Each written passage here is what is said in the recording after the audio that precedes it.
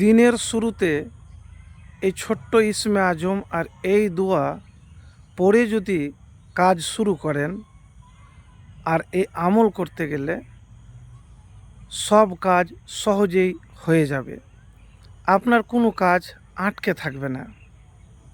তো প্রিয় ভাই, যখনই কোনো কাজ করবেন, যতই কঠিন কাজ হোক বা জটিল কাজ হোক, প্রথমে আল্লাহর নাম নেবেন, বিসমিল্লাহ পাঠ করবেন, তারপরে এই ইসমে আজম একবার পড়বেন। এবারে বলবেন ইসমে আজম কেন পড়ব? ইসমে আজমের ব্যাপারে নবীজি সাল্লাল্লাহু আলাইহি সাল্লাম কসম খেয়ে বলেছেন, যার হাতে আমার প্রাণ তার শপথ, যে ইসমে আজম ধরে আল্লাহর কাছে প্রার্থনা দোয়া করে, তার দোয়া কবুল করা হয়, তার ডাকে সাড়া দেওয়া হয়, আর যা চায় তাকে প্রদান করা হয়। তো প্রিয় ভাই, তো আমি আপনাকে সহজ ছোট্ট ইসমে আজমের কথা বলবো। আলিফ লাম মিম, আল্লাহু লা ইলাহা ইল্লা হুয়াল হাইয়ুল কাইয়ুম। আবু দাউদ শরীফ 1496, এবং এটি কোরআনের আয়াত, সূরা আল ইমরানের প্রথম আয়াত। তো এই ইসমে আজম একবার পড়বেন, তারপরে একটি দোয়ার কথা বলবো, যে দোয়া যদি পাঠ করতে পারেন নিয়মিত আল্লাহর প্রতি ভরসা রেখে, তো ইনশাআল্লাহ আপনার যতই কঠিন কাজ হোক না কেন, সেই কাজ সহজেই হয়ে যাবে। তো দোয়াটি স্ক্রিনে দেওয়া রইল। এই দোয়াটি যখনই কোনো কাজ করবেন, মনে হচ্ছে কাজটা হবে না, বা খুব অলসতা লাগছে, বা কাজে সফল হতে পারছেন না, বা কাজ আপনার আটকে যাচ্ছে, তখন এই দোয়া পাঠ করবেন।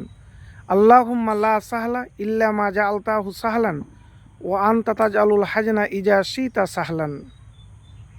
এর অর্থ হলো, হে আল্লাহ, আপনি যা সহজ করেন তাছাড়া কিছুই সহজ নয়, আর আপনি ইচ্ছা করলে সুকঠিনকে সহজ করেন।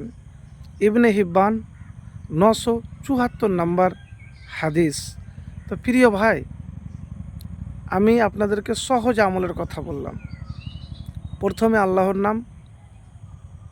আল্লাহর নাম নিয়ে কাজ করবেন, বিসমিল্লাহ, তারপরে ইসমে আজম, তারপরে এই দোয়াটি, যে দোয়া আপনাকে বললাম। আরেকটি কথা মনে রাখবেন, পৃথিবীতে কোনো কাজই কিন্তু সহজ নয়, সহজ করে নিতে হয়,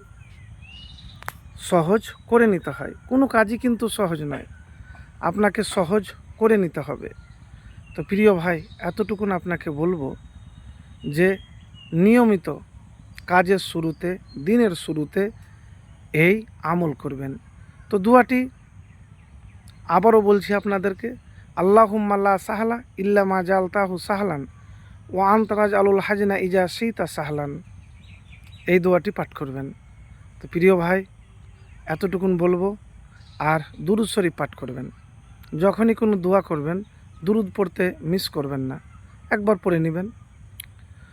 তো যে কাজ করবেন, ধরেন আপনি কোনো কাজ করছেন, কাজ আটকে যাচ্ছে, হাল ছেড়ে দেবেন না।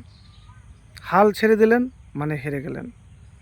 তো যে কোনো কাজ আল্লাহর নাম নিয়ে, আল্লাহর প্রতি ভরসা রেখে আপনি করবেন। তাতে সফলতা আসুক না আসুক সেটা পরের কথা, আপনি হাল ছেড়ে দিবেন না। হাল ছেড়ে দিলেন মানে হেরে গেলেন। যদি কাজ আটকে যায়, আবার চেষ্টা করেন, আল্লাহর কাছে দোয়া করেন, ইনশাআল্লাহ আপনার সকল কাজ, দিনের কাজ পানির মতো সহজে হয়ে যাবে।